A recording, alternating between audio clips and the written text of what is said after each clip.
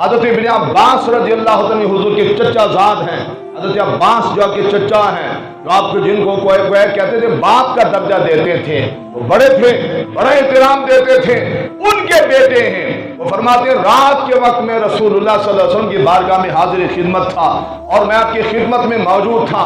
سحر کے وقت حضور علیہ السلام جب نماز تہجد کے لیے اٹھے، میں نے مصلی پیش کیا، خدمت میں حاضر رہا، حضور کا دریائے رحمت جوش میں آیا، میں نے بھی وضو کر کے ساتھ کھڑا ہو گیا۔ تھوڑی دیر کے لیے جب سلام پھیرا تو آپ نے مجھے دعا عطا فرمائی، اللہم علمہ بالکتاب، یا اللہ اس کو قرآن کا علم عطا فرما۔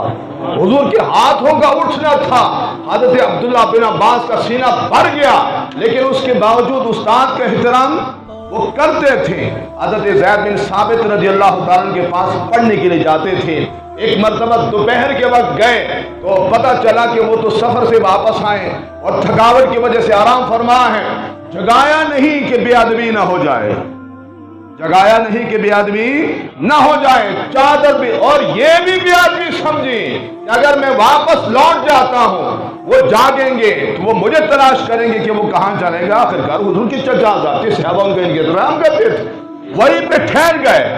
پھر چلاتی ہوئی دھوپ میں چادر بچھا کر انتظار کر رہے استاد کا، گھنٹہ 2 گھنٹوں کے بعد جب حضرت زید بن ثابت رضی اللہ تعالیٰ عنہ بیدار ہوئے، گھر والوں نے بتایا، اب باہر تشریف لائے، چلچلاتی ہوئی دھوپ، پسینے آ رہے، گرد و غبار کی وجہ سے چہرہ انور پر گرد و غبار بھی پڑا ہوا ہے۔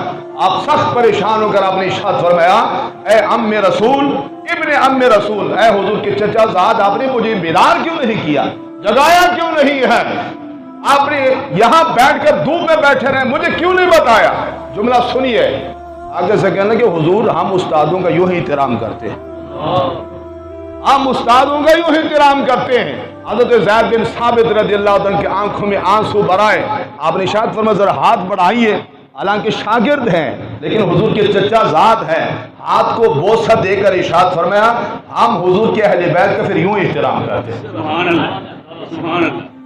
کیا کہا؟ ہم استادوں کا یوں احترام کرتے ہیں، ہاتھ کو بوسہ، حضرت عبداللہ بن عباس کے ہاتھ کو بوسہ دے کر ارشاد فرمایا ہم پھر حضور کے اہل بیت کا یوں احترام کریں۔ یہ باہمی احترام تھا، یہ صحبت صالح کی برکات تھی۔ اس طرح لوگ تیار، استادوں کا احترام تھا، والدین کا احترام تھا، بزرگوں کا احترام تھا، وہ بزرگ کو دیکھ کر اپنی سیٹ چھوڑ دیا کرتے تھے۔ آج بھی ایسا ہوتا ہے، بزرگ بیچارہ کھڑا ہوا ہے، وہ کہتا کوئی نہیں جی، وہ بابا جی کھڑے رہو، کیا ہے، تھک تو نہیں گئے؟ آج یہ کیا معاملہ ہو گیا؟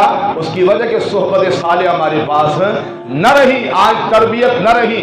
آج یہ مناظر بھی آپ دیکھتے ہیں، بدبخت جن کالجوں میں پڑھایا جاتا ہے، تعلیم کے نام پر جہاں بگاڑا جاتا ہے، اسٹرائک جب ہوتی ہے، آپ نے بھی منظر دیکھا ہوگا، وہ استاد جس کا درجہ باپ سے بھی زیادہ ہے، جس کا درجہ باپ سے بھی زیادہ ہے۔ ایک مفکر سے کسی نے پوچھا آپ کے باپ کا احترام زیادہ ہے یا استاد کا؟ آپ نے ارشاد میرے استاد کا احترام زیادہ ہے۔ وجہ پوچھی، اس کی وجہ آپ نے ارشاد فرمایا میرا باپ بلندیوں سے پستیوں میں لایا، میری روح بلندیوں میں تھی، وہ پستیوں میں لایا، اور استاد پھر پستیوں سے اٹھا کر بلندیوں کی طرف لے جاتا، پھر پستیوں سے اٹھا کر بلندیوں کی طرف لے جاتا ہے۔ تو استاد کا درجہ باپ سے بھی زیادہ ہے۔ وہ استاد وہ جو پڑھاتا ہے، تربیت کرتا ہے، جب سٹرائک ہوتی ہے وہی کالج کا منظر ہوتا ہے، بیچارے کے پاؤں پکڑ کر وہ جانور کی طرح گھسیٹ رہے ہوتے ہیں۔ کوئی پوچھے کیا اب استاد نہ رہا؟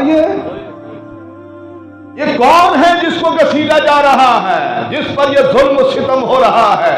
آخرکار اس منظر تم ہم کیسے پہنچے؟